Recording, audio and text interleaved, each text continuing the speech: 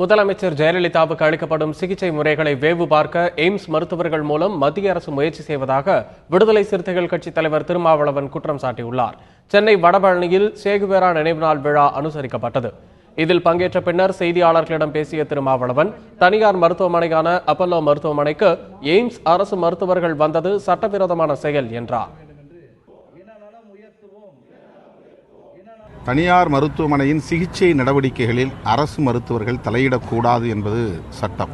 Apollo மருத்துவமனையின் சிகிச்சை நடவடிக்கைகளில் மத்திய அரசு வலுக்கட்டாயமாக தலையிட்டிருக்கிறது. அப்பல்லோ மருத்துவமனை நிர்வாகம் எய்ம்ஸ் மருத்துவர்கள் வர வேண்டும் என்று கோரிக்கை விடுக்கவும் இல்லை. அப்படி கோரிக்கை விடுத்தாலும் வரக்கூடாது என்பதுதான் சட்டம். ஆகவே எய்ம்ஸ் மருத்துவர்கள் ஒரு முறைக்கு இருமுறை இங்கே வந்தது முதல்வருக்கு சிகிச்சை அளிப்பதற்காக என்று ஏற்க இயலவில்லை. அவர்கள் முதல்வரின் உடல்நலத்தை அறிந்து கொண்டு அதன் அடிப்படையில் அரசியல் செய்வதற்கான முயற்சியில் தான் ஈடுபட்டிருக்கிறார்கள் என்பதற்கு சுப்பிரமணிய சுவாமி அவர்களின் பேட்டி ஒரு சான்றாக இருக்கிறது.